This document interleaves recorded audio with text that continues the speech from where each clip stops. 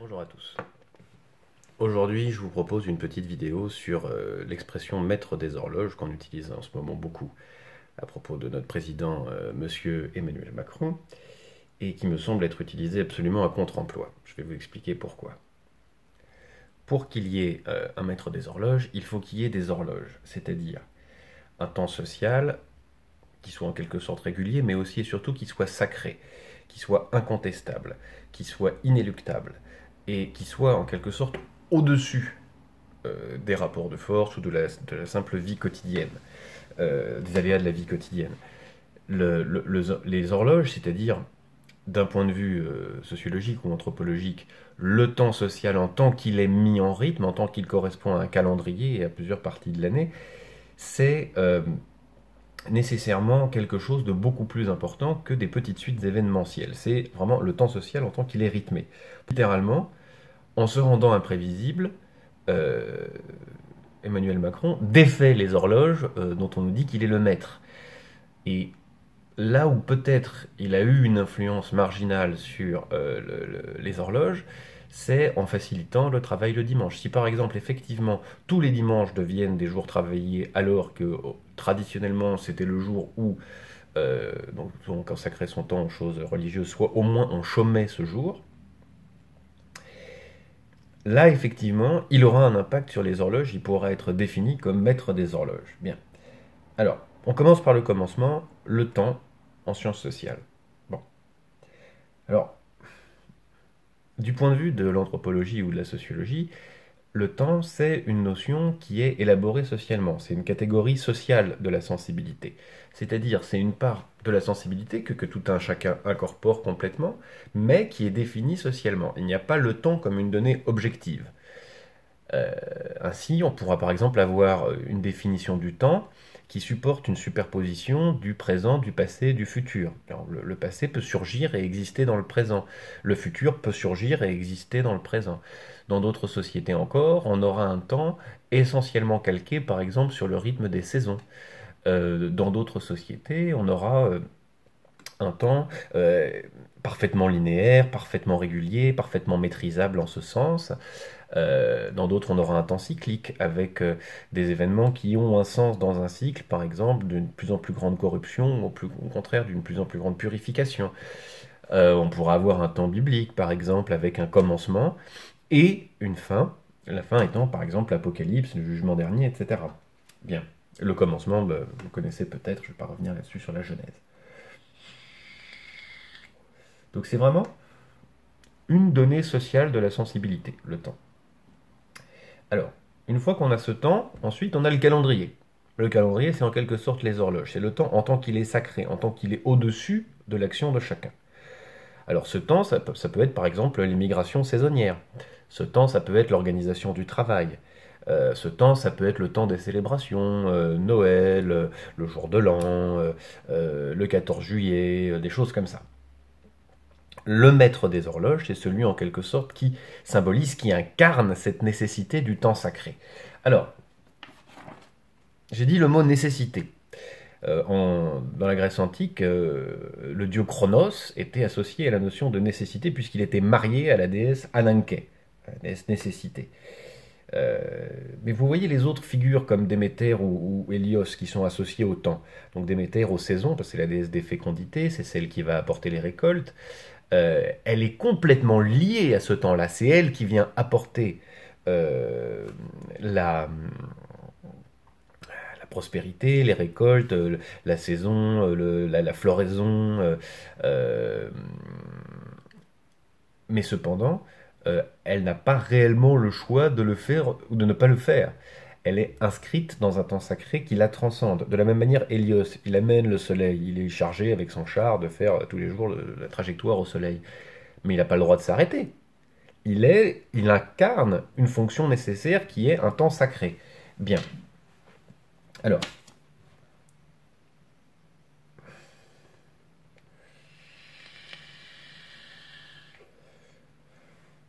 par conséquent, quand on parle des horloges, on parle de quelque chose, certes, de construit socialement, mais on parle de tout sauf d'un petit rapport de force, en l'occurrence dans le cadre duquel le pseudo-maître des horloges tâche de se rendre imprévisible. Plus il tâchera de se rendre imprévisible, moins on pourra parler de maître des horloges, c'est-à-dire, du point de vue de la sociologie ou de l'anthropologie, de quelqu'un qui est capable de façonner, de mettre à sa main le temps social en tant qu'il est réglé, en tant qu'il est en quelque sorte régulier, qu'il correspond à un calendrier, en tant qu'il a cette capacité de devenir plus qu'une simple succession d'événements, mais bien une organisation sociale du temps.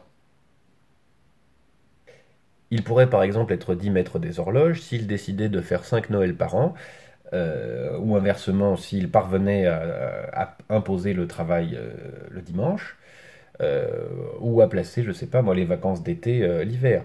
Quand vous voyez les migrations des juilletistes et des haussiens, ça c'est du temps social, et celui qui détiendrait, pardonnez-moi, euh, ce temps-là et qui l'incarnerait, celui-là effectivement serait maître des horloges. Je vous donne un exemple trivial pour que vous compreniez bien ce que c'est qu'un maître des horloges. Dans une cérémonie, il y a un maître de cérémonie.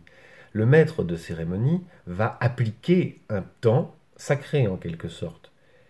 En ce sens, il est le maître des horloges, mais il est le dépositaire d'un temps qui le transcende. De la même manière, de façon encore beaucoup plus simple. Quand on vient vous voir au restaurant, là, le serveur ou le maître d'hôtel vient vous voir et il vous fait goûter le vin avant que de vous le servir. Il suit un protocole relativement lourd, etc. Il vient peut-être même vous interrompre dans une discussion et il impose d'une certaine manière, ou il propose, selon que vous l'appréciez ou non, un rituel. On goûte le vin. En faisant ça, le serveur ou le maître d'hôtel est effectivement, dans le moment précis qu'on apprécie au restaurant, euh, un maître des horloges. C'est lui qui définit le temps. Mais il ne le définit pas en fonction de son bon vouloir. Il le définit en fonction d'un protocole qui existe et qui le transcende complètement, qui dépasse complètement son initiative individuelle. En cela, il n'est pas simplement un surgissement, un événement désordonné, mais effectivement un maître des horloges, maître c'est-à-dire un dépositaire, un responsable d'un temps qui est sacré et qu'on peut à ce titre-là appeler les horloges. Bien. Alors, pour décrire le rapport de force que le président a engagé avec la presse, on pourrait dire deux choses. C'est essentiellement une maîtrise de la communication, mais j'ai envie de faire un jeu de mots, je dirais que c'est un rapport de force autour de la maîtrise du sens. Sens de la parole d'abord, sens dans le sens directionnel. Euh, Ce n'est pas des journalistes qui déclenchent la parole présidentielle selon leur bon vouloir, ils doivent mendier la parole présidentielle. Donc ce n'est pas eux qui viennent, comment dire, la déclencher, ils doivent demander, demander, demander pour obtenir. Donc l'ordre ne vient pas de la presse, l'ordre vient de la parole présidentielle. Bon, voilà. D'abord, c'est ce rapport directionnel. Et deuxièmement, évidemment, il y a un problème de sens de la parole, en ce sens de signification. Hein. Le président essaye d'imposer l'idée selon laquelle la rareté de sa parole n'est pas une crise. La rareté de sa parole est à mettre en relation avec une présidence jupitérienne et pas avec un exercice de la crise. Donc vous voyez comment est-ce que, euh, en réalité, dans le cadre de ce petit rapport de force sur la maîtrise du sens de la parole présidentielle, on crée un quiproquo en parlant d'une crise des horloges sociales, en l'occurrence là du temps médiatique. On essaye de faire croire que on a une figure de maître des horloges qui se constitue, alors que c'est exactement l'inverse. On a une figure qui se rend de plus en plus imprévisible pour conserver une part de son pouvoir, là où, au contraire, la plénitude de son pouvoir, ça serait d'incarner un temps parfaitement prévisible, qui serait le temps social, celui qui, rituellement, constitue, caractérise, solidifie, solidarise la société. Je voudrais vous raconter une anecdote. J'étais dans le train récemment, comme d'habitude, puisque vous savez que mon métier d'anthropologue m'emmène aux quatre coins de la France et de l'Europe pour faire du terrain. Et c'est alors que voilà pas que je vois un jeune cadre dynamique à côté d'un autre jeune cadre dynamique en train de lire Le Figaro, je crois. il y avait en pleine page du Figaro une grande photo de Monsieur Philippe, notre Premier ministre. Et j'étais très très étonné de voir la ressemblance parfaite entre ce Premier ministre et ce jeune cadre dynamique. Les deux étaient très grands, les deux avaient le même genre de costard, plus ou moins de luxe, le même genre de chaussures, plus ou moins de luxe, mais un peu élimé quand même, la même barbe mal rasée parce que c'est à la mode, les mêmes allure un petit peu sportive parce que c'est à la mode aussi. Euh, Cette espèce de mélange entre de l'élégance négligée et des vêtements de qualité moyenne. Euh, je parle dans leur code à eux, hein, bien sûr. Euh, donc j'étais très étonné, je regardais un peu autour et puis j'en voyais des tonnes des jeunes cadres dynamiques exactement dans ce genre-là. Et puis j'ai vu une photo sur internet du gouvernement et j'ai vraiment eu l'impression de voir une première classe de TGV descendre. Ces TGV qu'on voit dans les heures qui déplacent les travailleurs de TGV, c'est-à-dire ceux qui sont tôt le matin et en fin d'après-midi. Vraiment, j'ai eu l'impression que la victoire de M. Macron et du mouvement En Marche, pour l'instant, euh, dans le cycle électoral français correspondait à une victoire des hommes du train. Et pour être plus précis, à une victoire des hommes du train en première classe. Voilà. Une victoire de ces jeunes cadres dynamiques qui vont de ville en ville, qui effectivement soumettent le monde à leur emploi du temps et au macrosystème technique imposés en quelque sorte par leur déplacement, qui promènent avec eux la richesse, qui promènent avec eux la force de décision. Donc c'est vraiment voilà, les hommes du train. Alors j'ai poursuivi la réflexion.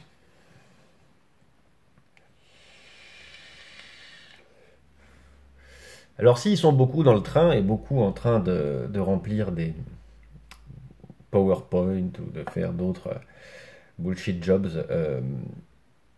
alors ils passent néanmoins par des gares et je me suis dit tiens qu'est-ce qu'il y a dans une gare?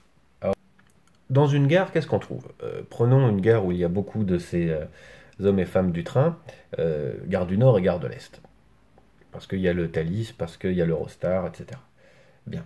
Alors, les hommes et les femmes du train, quand ils sont dans ces gares-là, ils côtoient d'autres populations. Les travailleurs du train, les travailleurs qui travaillent, c'est-à-dire les gens qui conduisent, les gens qui entretiennent, les contrôleurs, les gens qui nettoient, les gens qui entretiennent les gares, les gens qui vendent des tickets, les travailleurs. Ils croisent des travailleurs. Ils croisent aussi une deuxième population, des voyageurs qui voyagent, tout simplement. Et puis enfin, ils croisent une grande population, un grand nombre de mendiants, de gens qui sont très pauvres et qui utilisent ces lieux de circulation pour essayer de parer au plus pressé, c'est-à-dire trouver de l'argent pour passer la journée. Donc il y a des voyageurs, des travailleurs, des mendiants et ces hommes et les femmes du train de première classe. Bien. Moi, ce que je vois assez clairement, c'est qu'ils croisent ces populations sans jamais s'y mêler et sans jamais les connaître. Et c'est eux qui, d'une certaine manière, font circuler l'argent, font la décision politique ou économique, sans jamais se mélanger à ces populations-là qu'ils ne font que croiser lorsque le train n'est pas en mouvement. La réalité de leur travail se passe soit dans les salles de réunion, soit dans les trains en train de circuler, comme une espèce de réalité euh, suspendus, comme s'ils étaient eux-mêmes du flux et réellement en exercice que dans le flux. Le reste du temps, ils ne font que entreapercevoir la réalité du travail, mais la réalité du travail qui seule rend possible leur superbe mobilité. Il y a d'ailleurs là un point de faiblesse intéressant, c'est que leur mobilité réside dans un macro-système technique qui demande énormément de travail. C'est des lieux intéressants, les gars, hein, parce qu'on voit à la fois les conditions de possibilité, c'est-à-dire le travail des ouvriers, des techniciens, le travail manuel. On voit les conséquences du capitalisme avec toute la mendicité, la pauvreté et les magasins stéréotypés, standardisés, dégueulasses, où on n'a pas du tout envie d'aller. Et puis on voit les triomphants, qui sont sans cesse en mouvement, et qui sont effectivement ces figures de jeunes cadres dynamiques qui ressemblent pas mal à Emmanuel Macron et Monsieur Philippe. Ici, les véritables maîtres du temps, ce sont les travailleurs de la SNCF qui font cette espèce de miracle que les trains arrivent à l'heure et que la société fonctionne. C'est-à-dire qu'on a cette espèce de ponctualité divine incroyable, cette espèce de collectif de travail fusionné à l'intérieur d'une performance extraordinaire qui permet par exemple à coup sûr de quitter Paris et d'être à Marseille 3h30 plus tard ou à Lyon 2h30 plus tard, ce qui est en réalité complètement fou. C'est-à-dire que c'est une performance collective qui permet de celui qui a posé la rail à celui qui le rail, pardon, celui qui l'entretient, à celui qui fait ou celui ou celle qui font circuler le train. Et on a là une performance inouïe et discrète. Euh, vous voyez en ce sens celui qui incarnerait et porterait la responsabilité du fait que les trains arrivent à l'heure, celui-là pourrait être nommé maître des horloges. Celui qui serait capable d'incarner la régularité, la ponctualité d'un emploi du temps parfaitement établi, celui-là pourrait se prétendre maître des horloges. En réalité, le surgissement de l'expression maître des horloges implique, en réalité, le surgissement de l'expression maître des horloges fait probablement plus signe vers une crise des horloges. Crise des horloges, c'est-à-dire inexistence d'un temps social cohérent. Et donc, impossibilité pour le pouvoir d'incarner un temps social cohérent. On est de plus en plus en train de défaire le temps en tant qu'il est séquencé, en tant qu'il est rythmé. Par exemple, le travail le dimanche en est une expression très nette. Euh, on avait une semaine qui était structurée, avec deux rythmes, hein, la semaine, le week-end. On est en train d'essayer de rendre la semaine complètement uniforme. Et donc, on a un impact sur le temps, mais néanmoins, on arrive à un temps qui ne permet plus de mettre des horloges parce que le temps n'est plus structuré. Le temps est uniforme et uniformément liquide. Il peut être mobilisé à souhait, n'importe comment, par des offreurs de travail et des demandeurs de travail. Je proposerai donc de considérer le président Macron non pas comme un maître des horloges, mais plutôt comme un démonteur d'horloges, c'est-à-dire comme quelqu'un qui effectivement a un impact sur le temps, mais qui consiste à le rendre uniforme, fluide, immaîtrisable, liquide un peu dans le sens que donne Zygmunt Bauman à l'expression société liquide. Voilà. Salut tes joies, je vous dis à la semaine prochaine où le psychanthrope ira à Darmstadt. En attendant, je vais rien faire parce que j'ai plein de boulot. Ciao.